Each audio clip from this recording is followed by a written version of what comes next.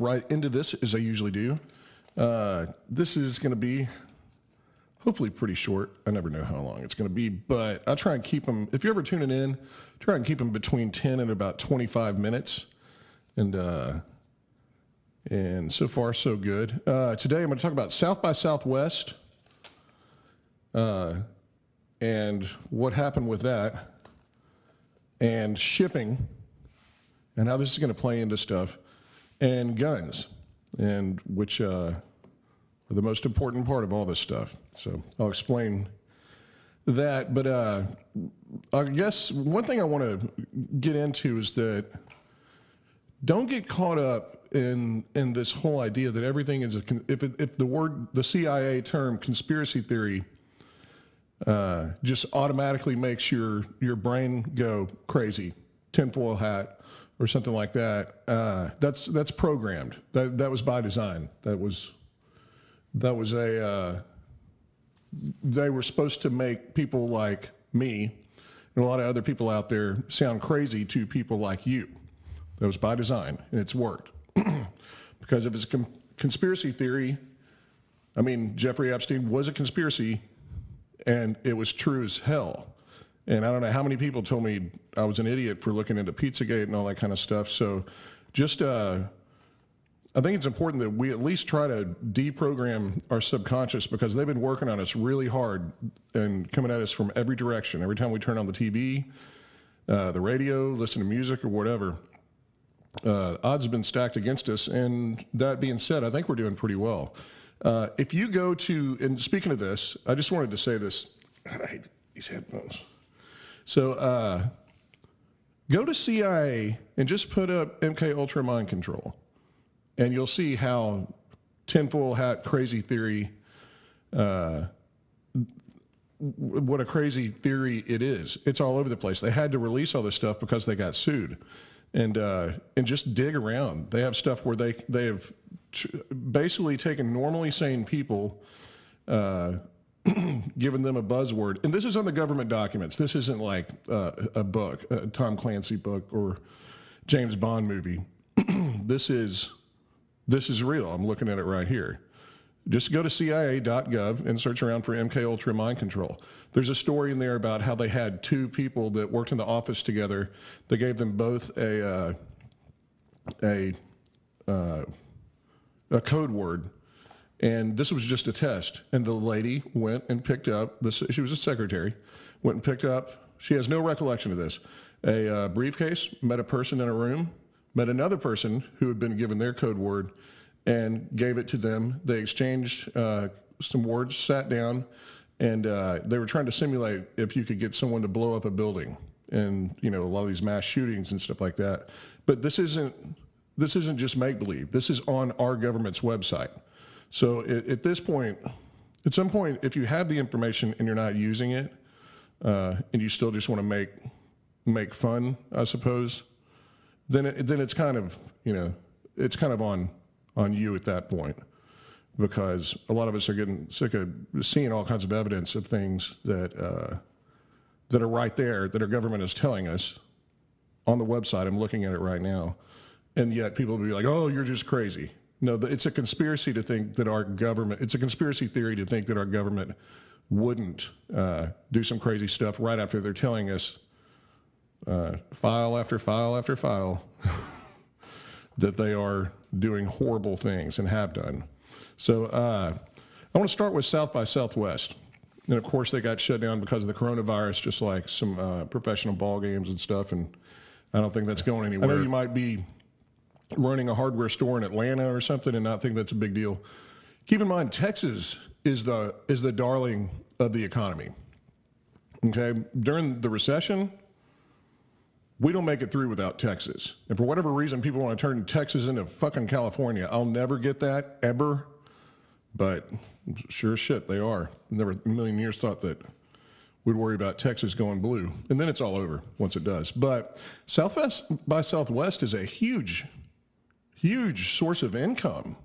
Huge. It's like if you took Mardi Gras away from New Orleans. But even more so because it's actually an organized deal for, it's like for film festivals and all these entertainment value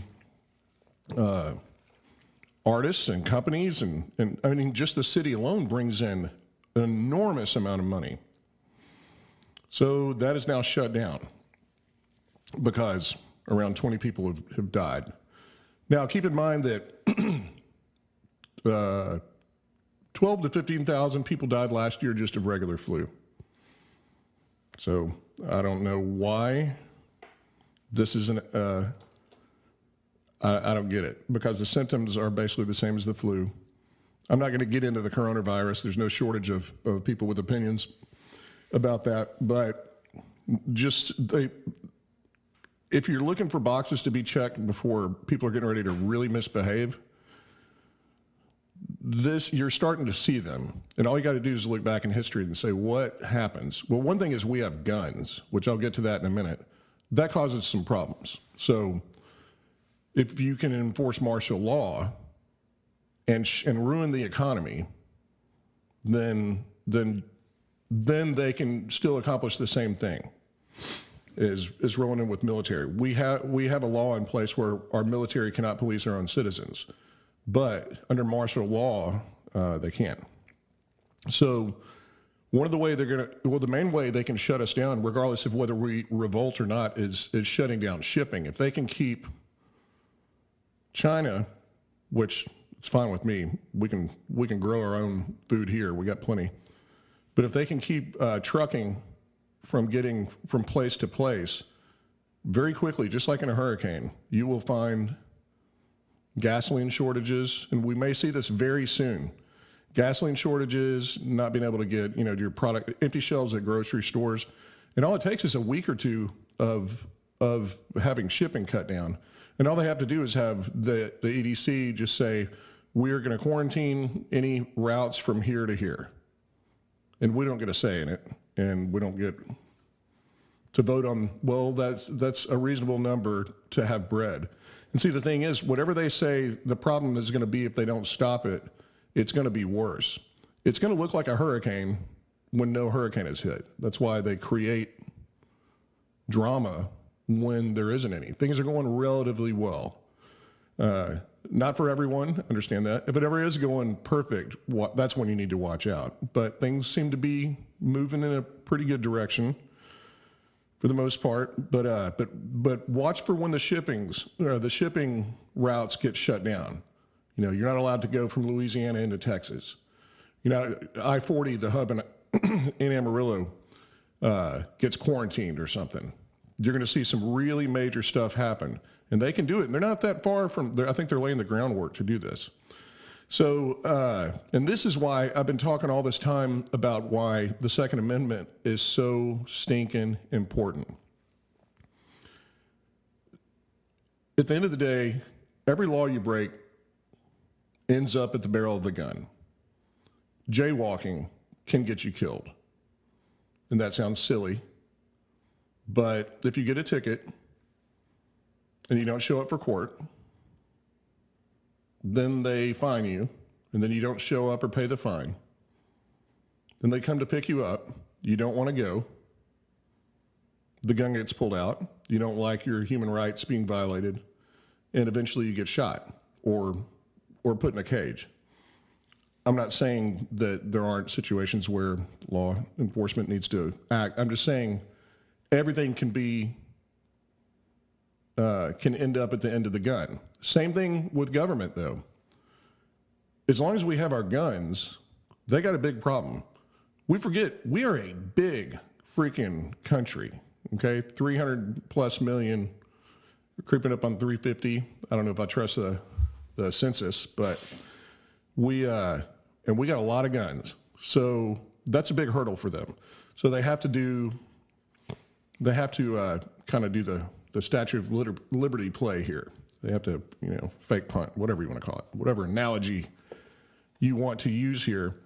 But even still, at the end of the day, if we decide y'all are misbehaving, y'all are being poor stewards of our good faith, and we're running out of food, and people are starving to death, and only 60 people. We got 60 deaths and 500 cases, and you're worried about the safety of your children. people can start making enough noise. Now, this is where all this digital currency and all this this mess with, having to rely so much on everything being digitized, is that they can just shut the internet off, and then all hell breaks loose. But there's a period of time where they say, I think it's about 2 weeks to where things really start to go to hell. If there's no power, no shipping, no food, that's about the threshold of when the looting and all that stuff starts to happen, and where people are roaming streets, and there's been a lot of studies on that. So one thing I think you can do is just go ask any country that has given their guns up with people that have nefarious ideas, which we have no shortage of, okay? We have people in office that have sex with children on deserted islands, and they're still roaming free, they're still in power. So we've checked that box. We got crazy people at the helm, regardless of what side you're on.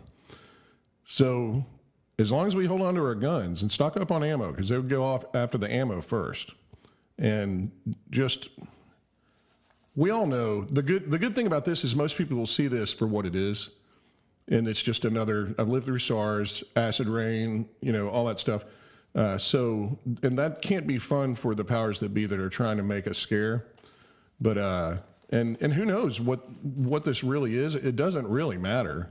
But I do know that there are optics in play that they want you to see people with masks walking around. They don't even work. They say that they don't even work, especially if you have any kind of facial hair at all, because they don't seal anything. So, and it is the flu. It's what it is. The symptoms are all the flu. The mortality rate is about the same with elderly and infants. And if you're, between, teenage and 55 or 60, you got a pretty good chance of being okay, with or without a cure. So the people that scare me are the ones that don't really pay attention, that just go, I really think that it's been by design to just dumb so many people down that if you do make sense, it's just so frustrating, because the majority of the people you look around at, you're like, don't you see what's going on here? They want us to give their guns to them, and they're the same people that are upset that the cops are shooting everyone. So they want, that's the cops are killing everyone. They're they need to be taken off the streets.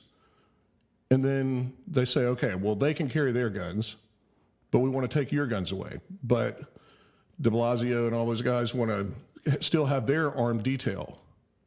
If you can't see the problem with that, it's kind of one of those deals where I need to stay away from you, okay?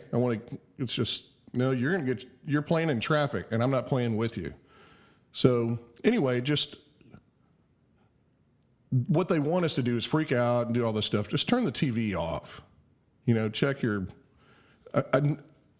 as far as with the internet, just find your spots where you trust the information. The one good thing about the internet is that you can find people that you trust, and it's not ABC, NBC, or CBS, or Fox, So there's a lot of good sources. So, and sometimes the people that you trust, they kind of start getting funny, and you're like, well, I don't like them anymore. And you can always move somewhere else. So anyway, hope you all are good today, and treat each other good, and just pay attention in a way with your head is on a swivel. It doesn't mean the sky isn't falling. It's summertime's coming, and blues don't last through the summer anyway. But they sure want us to think we're all going to die. That's for sure. I'm still waiting to die of AIDS, but maybe soon. I don't know. I'm still waiting. Cheers, guys.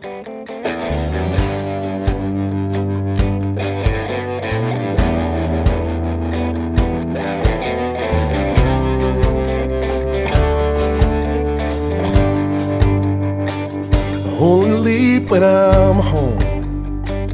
I only stay when I'm gone. I only ride to get thrown. I only tread not to sing. And I can't move when I'm bound.